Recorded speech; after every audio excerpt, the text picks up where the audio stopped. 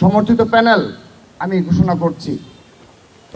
আমরা প্রথমেই ডাকসুর সহসভাপতি হিসাবে ছাত্রদল মোহাম্মদ আবিদুল ইসলাম খানকে মনোনীত করেছে। সেই সাথে ঢাকা বিশ্ববিদ্যালয় কেন্দ্রীয় ছাত্র সংসদ প্যানেলে ছাত্রদল সমর্থিত ডাকসুর জিএস সাধারণ সম্পাদক হিসাবে শেখ তানবীর বাড়ি হামিদকে নির্বাচিত করেছে। বিসমিল্লাহির রহমানির রহিম।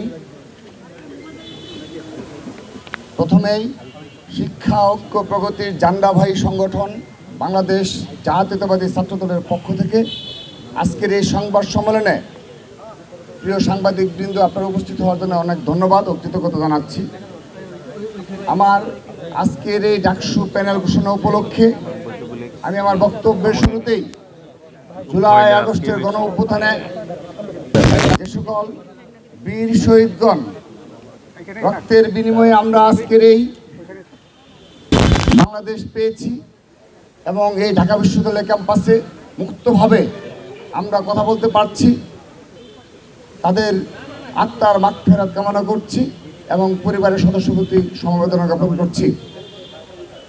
স্মরণ করছি মহান স্বাধীনতার মহান ঘোষক শহীদ রাষ্ট্রপতি জিয়াউর রহমান বীরোত্তমকে, দেশ মা মাটি ও মানুষের নেত্রী, আপসীন দেশের নেত্রী, বাংলাদেশের স্বাধীনতা সার্বভৌমত্বের প্রতীক, গণতন্ত্রের আপসীন নেত্রী দেশ নেত্রী বেগম খালেদা জিয়াকে এবং আমরা অধীর আগ্রহে যার প্রতীক্ষায় রয়েছি সেই ছাত্রদলের গর্বিত সাংগঠনিক অভিভাবক জনাব তারেক রহমানকে।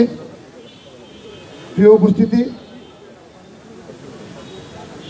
আমরা একটি প্রতিকূল পরিস্থিতিতেও প্রতিকূল পরিবেশেও আমরা ছাত্রদল সেই সূচনা লগ্নেই ডাকসুতে অংশগ্রহণ করার সিদ্ধান্ত গ্রহণ করেছে। সেজন্যে যতগুলো মিটিং সম্পন্ন হয়েছে সবগুলো মিটিংয়ে ছাত্রদল অংশগ্রহণ করেছে এবং বিশ্ববিদ্যালয়ের প্রশাসন যখনই আমাদেরকে ডেকেছে আমরা স্বতঃস্ফূর্তভাবে আমাদের মতামত প্রকাশ করেছি। তার এই ধারাবাহিকতায় আমরা আজকের এই ডাকসু প্যানেল ঘোষণা করছি। আমরা ছাত্র সমাজের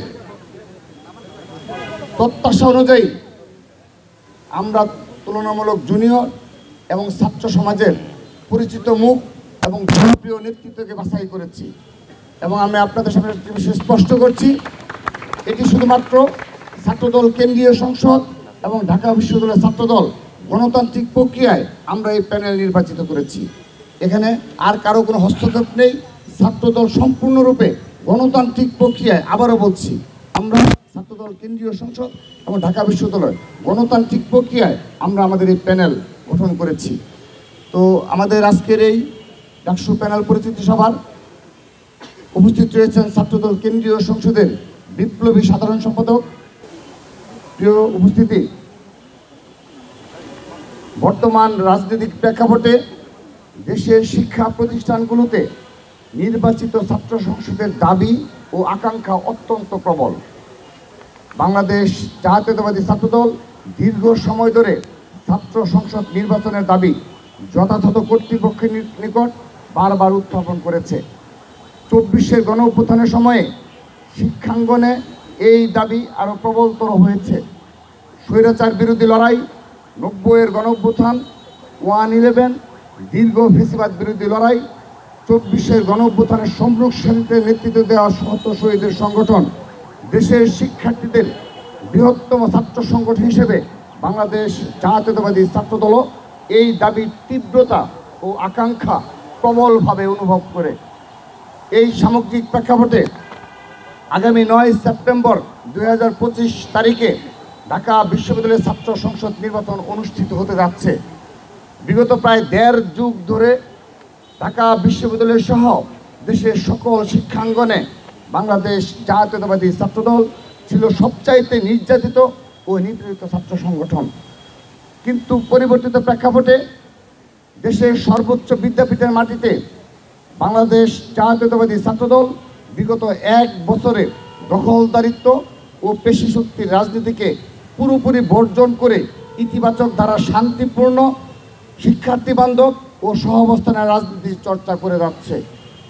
আসন্ন বহুল প্রত্যাশিত ডাকসু নির্বাচনে গণতন্ত্র, বহুমত ও মতাদর্শের পারস্পরিক সহাবস্থান, মত প্রকাশের স্বাধীনতা, মানসম্মত উচ্চশিক্ষা, হলগুলোতে মানসম্মত আবাসন ও খাবার, শিক্ষার্থী বান্ধব ছাত্র রাজনীতি, উন্নত সাংস্কৃতিক ও বুদ্ধিবৃত্তিক চর্চা, বৈচিত্র্যময় ও নিরাপদ ক্যাম্পাস বিনির্মাণের লক্ষ্যে দেশের বৃহত্তম ছাত্র সংগঠন বাংলাদেশ জাতীয়তাবাদী ছাত্রদল